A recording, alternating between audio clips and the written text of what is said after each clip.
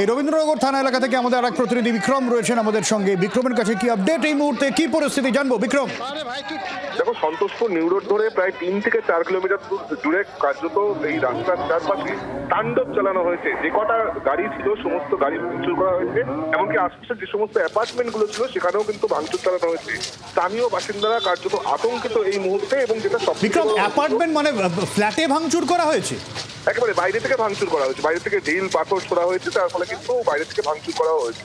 এবং যেটা আমি বলছিলাম যে এই ঘটনা যখন শুরু হয় তখন কিন্তু আমরা জানি যে আজকের সকাল থেকেই এই ঘটনা শুরু হয়ে যায়, এই উত্তেজনা শুরু হয়ে যায়। মূলত কি দোকান বসানোকে কেন্দ্র করে দুই গোষ্ঠীর মধ্যে সংঘর্ষ বাধে এবং তারপর কিন্তু দফায় দফায় উত্তেজনার ছবি দেখা যায়। আমরা দেখলাম যে এই মুহূর্তে ADG South Bengal Supratim Sarkar, DIG presidency range Akash Maghariya, SP Diamond Harbour police district Rahul Goswami সহ সমস্ত সিনিয়র পুলিশ অফিসিয়ালসরা ছিলেন। কিন্তু তারই মধ্যে দফায় দফায় পুলিশের সঙ্গে সংঘর্ষ এবং সেক্ষেত্রে দেখা যায় যে একাধিক পুলিশ কর্মী তারা কিন্তু আহত হয়েছে। এমনকি মহিলা কনস্টেবল, মহিলা পুলিশ আধিকারিক, তাকেও কিন্তু ছাড়া হয়নি, তাকেও রক্তাক্ত অবস্থায় দেখা যাচ্ছে। এবং কার্যত পুলিশকে হিমশিম খেতে হয় এই গোটা মব ডিসপার্স করতে গিয়ে। এখন এই মুহূর্তে যেটা জানাবো যে প্রত্যেকটি পয়েন্ট, যেহেতু আমি বলছিলাম যেমনটা আকড়া ফটক থেকে শুরু করে রবীন্দ্রনগর, কানখুলি এলাকা, বিধানগড় এলাকা, এরকম নির্দিষ্ট সন্তোষপুর রেলওয়ে স্টেশন এলাকা, এই সমস্ত জায়গায় কিন্তু এই গন্ডগোলের ছবি দেখা গিয়েছিল। প্রত্যেকটি পয়েন্টে পয়েন্টে পুলিশের তরফ থেকে পিকেটিং বসানো হয়েছে, ডিপ্লয়মেন্ট বসানো হয়েছে, যাতে কোনো রকম ভাবে সেখানে জমায়েত না হয় সেই বিষয়টা খতিয়ে দেখা হচ্ছে। এবং যেখানে এই ঘটনা মূলত কেন্দ্রবিন্দু অর্থাৎ রবীন্দ্রনগর থানা এলাকার দপ্তর, সেখানেও কিন্তু প্রচুর পুলিশ বাহিনী এই মুহূর্তে রয়েছেন, সিনিয়র অফিসিয়ালসরা রয়েছেন। তারা কিন্তু এই মুহূর্তে চেষ্টা করছেন যাতে কোনো রকম ভাবে নতুন করে কোনো জমায়েত তৈরি না হয় বা নতুন করে কোনো গন্ডগোল না তৈরি হয়। আপাততভাবে পুলিশের তরফ থেকে যেরকম পিকেটিং, পাশাপাশি কিন্তু বিভিন্ন জায়গায় পুলিশের গাড়ি টহল দিচ্ছে, সেই ছবি আমরা দেখতে পাচ্ছি। অনেক ধন্যবাদ বিক্রম।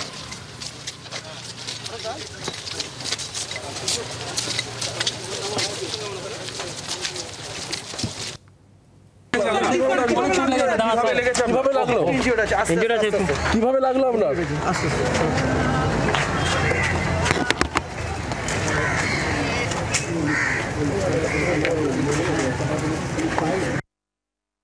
আমরা যখন এসেছিলাম তখন দেখলাম যে বেশ অগ্নিগর্ভ অবস্থায় ছিল। সঙ্গে সঙ্গে আমাদের এমপি সাহেবকে আমরা জানাই, অভিষেক ব্যানার্জিকে জানাই যে উনি সঙ্গে সঙ্গে আমাদের পুলিশদের এসপিকে এবং আমাদের কলকাতা পুলিশের ডিসিকে ফোন করলো এবং সঙ্গে সঙ্গে পুলিশ এলো, এসে যতটা সম্ভব নিয়ন্ত্রণ করার চেষ্টা করেছে। পরিস্থিতি ভালো ছিল না, তো এটা বাঞ্ছনীয় না। পুলিশের গাড়িতে আগুন লাগানো হলো, কিভাবে দেখতে?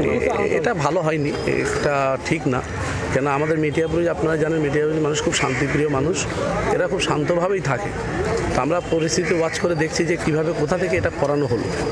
আমরা তো ভাবছি যে এটা পুলিশ আক্রান্ত হলো, পুলিশকে আক্রান্ত, পুলিশের সঙ্গে তো পাবলিকের কোনো বিষয় ছিলই না, এটা অন্য বিষয়কে নিয়ে এটাকে এত বড় করা হলো।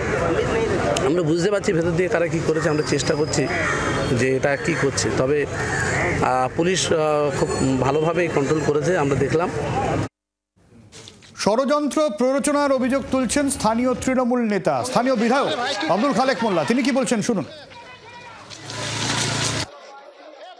পর্যাপ্ত পুলিশ আগে ছিল না, সেই হিসেবে হয়তো একটু ঘটনা ঘটেছে। এখন অপর্যাপ্ত পুলিশ এসছে, পুলিশ অনেকটা কন্ট্রোল করেছে, মানুষ সবই স্বাভাবিক আছে মোটামুটি। দেখুন, এগুলো তো বিক্ষিপ্ত ঘটনা, এলাকার লোক নয়, সমাজবিরোধী বাইরে থেকে লোকজন তারা এসে এই ধরনের ঘটনা ঘটাবার চেষ্টা করছে। আমরা ঢুকছি এবং পুলিশ আপ্রাণ চেষ্টা করে করছে।